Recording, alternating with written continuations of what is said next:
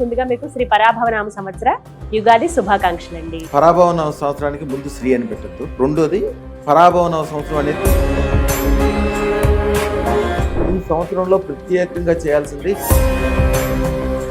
అదృష్టరత్నం ధరిస్తే ఖచ్చితంగా కలిసి వస్తుందా? ఎటువంటి సిద్ధిని యోగాన్ని వారు పొందుతారు? బంగారాన్ని ఇనుముగా చూస్తారు, ఇనుమును బంగారంగా చూస్తారు. ఎవరి జాతకం బట్టి వాళ్ళు ధరించాలి. అదృష్టం ఉంటే మీరు, మీ పిల్లలు, మీకు సంబంధించిన వాళ్ళు, మీకు దమండం పెట్టేవాళ్ళు, మీ వెనకాల ఉన్న వాళ్ళు అందరికీ కూడా ఐశ్వర్యాలు గుర్తిస్తారు. అర్హత ఏదన్నా ఉండాలండి, ఇలా ఉండాలి, ఇలా ఉన్న వాళ్ళకే అదృష్టరత్నం ఇస్తాము. అదృష్టరత్నానికి ఉండే అర్హత ఏంటంటే ఎలా గురుగారు మరి ఎలా తీసుకోవాలండి? అదృష్టరత్నం ఎవరు పెట్టుకుంటారు? నేను మంచిగా ఉండాలి, నా కుటుంబం మంచిగా ఉండాలి, నా సమాజం మంచిగా ఉండాలి, నా చుట్టూతో అందరూ ఐశ్వర్యవంతులై ఉండాలి, అందరూ గొప్పగా ఉండాలనుకున్న వాళ్ళే అదృష్టరత్నం పెట్టుకుంటారు. నమస్కారం అండి, సుమన్ టీవీకి స్వాగతం. నేను గీతాంజలి. ప్రపంచవ్యాప్తంగా కోట్లాది మంది భక్తులను తమ అదృష్ట రత్నాలతో సర్వ అష్ట ఐశ్వర్యవంతులుగా చేసి వాళ్ళకి ఉండేటువంటి కాలసర్ప దోషాలు, అలాగే బ్లాక్ మ్యాజిక్ కావచ్చు, కొంతమంది చేతబడులను వింటాము, దిష్టి దోషం కావచ్చు, అలాగే కష్ట నష్టాలు, ఇలా ఏవైనా సరే వెంటనే నివారించి కేవలం 9 రోజుల్లోనే వారి జీవితాలను స్వర్ణమయంగా చేసి అనితర సాధ్యమైన అద్భుత అక్షయ సిద్ధి పొందినటువంటి వారి చేతితో ఇచ్చే అదృష్టరత్నం కోటి శుభాలు, సంతోషాలు, ఐశ్వర్యాలు కలుగజేస్తుంది. ఇది భక్తుల విశ్వాసం. లక్షలాది మందిని జీరో నుంచి హీరోలుగా, గొప్ప ఐశ్వర్యవంతులుగా, పారిశ్రామికవేత్తలుగా, వ్యాపారవేత్తలుగా మార్చారు. అలనాటి ప్రధాని పివి నరసింహారావు గారి దగ్గర నుంచి ముఖ్యమంత్రి ఎన్టీ రామారావు గారు, కొణిజేటి రోషయ్య గారు, వారి దగ్గర నుండి ఈనాటి మల్లారెడ్డి గారి వరకు, అలాగే సినీ ప్రముఖులు చిరంజీవి గారు కావచ్చు, బాలకృష్ణ గారు కానీ, కేంద్రం అలాగే రాష్ట్రంలోని ప్రముఖులు వీరి అభిమానులే. వీరిచ్చేటువంటి అదృష్ట రత్నాన్ని ధరించి అద్భుతాలు జరుగుతాయని ప్రపంచవ్యాప్తంగా కోట్లాది మంది ఘంటాపథంగా చెబుతారు. వారి టెస్టిమోనియల్స్ మనం కోకొల్లలుగా చూడొచ్చండి. అటువంటి గురు మహారాజ్ రమణ యోగిలాల్జీ గురుగారు ప్రస్తుతం మనతో పాటు ఉన్నారండి. వారితో మాట్లాడి ఈ పరాభవనామ సంవత్సరంలో మనందరం కూడా అదృష్ట రత్నాన్ని ఖచ్చితంగా ధరించాలా, అసలు ఈ సంవత్సరం ఎలా ఉండబోతోంది, ఏ ఏ రాశుల వారికి ఎలా ఉంటుంది, వారు గనక అదృష్ట రత్నం ధరిస్తే ఖచ్చితంగా కలిసి వస్తుందా, ఎటువంటి సిద్ధిని యోగాన్ని వారు పొందుతారు, గురుగారి మాటల మీద తెలుసుకుందాం. నమస్కారం గురుగారు. గురుగారు, మిథున రాశి వారి జాతక ఫలితాలు ఈ సంవత్సరం అసలు ఎలా ఉన్నాయి? వారు విశేషంగా ఎటువంటి పరిహారం, అంటే మీరు తంత్ర ప్రక్రియ చెబుతారు, అది ఏది చేసుకోవాలి, అలాగే ఏదైనా మంత్రం తెలియచేయండి, ఎవరి ఆరాధన చేయాలి, వీరు కూడా ఈ సంవత్సరం అదృష్టరత్నం ధరించాలా? ఓం నమో ఐం హ్రీం శ్రీం క్లీం క్లోం సౌహ అదృష్ట మహాలక్ష్మి అమ్మ. అమ్మ, మీరు ఇప్పుడు మిథున రాశి గురించి అడిగారు. చాలా అద్భుతమైన వాళ్ళు, తెలివైన వాళ్ళు, చాకచక్యం ఉంటుంది, అన్నీ ఉంటాయి. కానీ వాళ్ళకుండే లోపం ఏంటంటే మానసికంగా స్థిరత్వం ఉండదు, సరైన నిర్ణయాలు తీసుకోలేరు, ఒక నిర్ణయం మీద కూర్చోలేరు. వాళ్ళకి గనక స్థిరత్వం ఏర్పడిందా, అబ్బో వాళ్ళకి మించిన వాళ్ళు ప్రపంచంలో లేదు. ఆ అవకాశం ఈ సంవత్సరం ఉంది.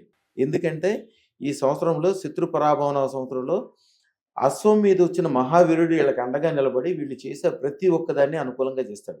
అదృష్టరత్న ధారణ ద్వారా వీళ్ళకి జరిగే లాభాన్ని అసలు మాటల్లో చెప్పలేము. ఆరోగ్యం వస్తుంది, ఆనందం వస్తుంది, తెలివితేటలతోటి, మొహం వెలుగుతోటి, లక్ష్మీ కటాక్షంతో అద్భుతాలు జరుగుతాయి.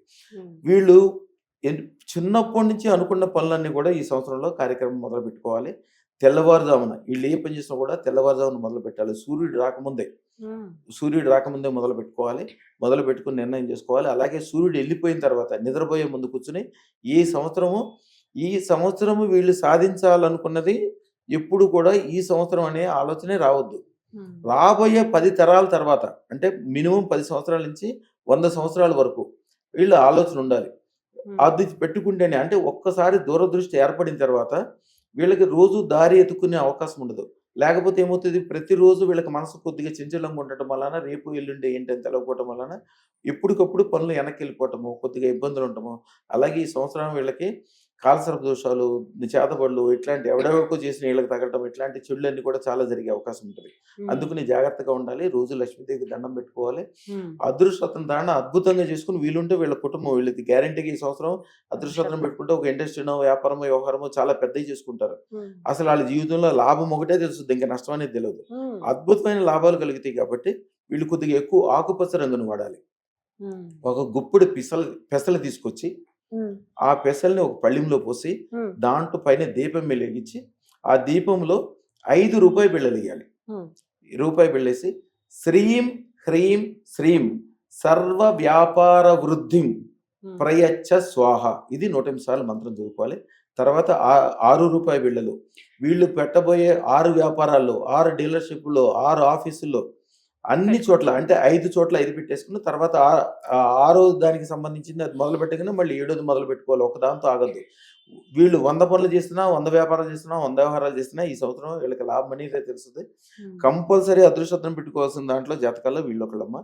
వీళ్ళ అధిపతి బుధుడు. బుధుడు ఎలా ఉంటాడంటే ఆయన ఒక వైపు నుంచి చూస్తే సింహంలాగా ఉంటాడు, ఒక వైపు నుంచి చూస్తే ఏనుగులాగా ఉంటాడు. అలా మీరు ఎప్పుడైనా శివాలయంకి వెళ్ళినప్పుడు నవగ్రహాలు ఉంటాయి. బుధుడి యొక్క వాహనం చూడండి. వాహనం చూస్తే మీకు సింహమో తెలియదు, ఏనుగో తెలియదు. వీళ్ళ శక్తి ఏంటంటే అవసరమైతే ఏనుగులాగా శక్తిగా ఓపికగా నిలబడగలరు, కావాల్సినప్పుడు సింహంలాగా దూకగలరు. ఆ శక్తిని బయటికి తీసుకొచ్చేదే అదృష్టత్వం.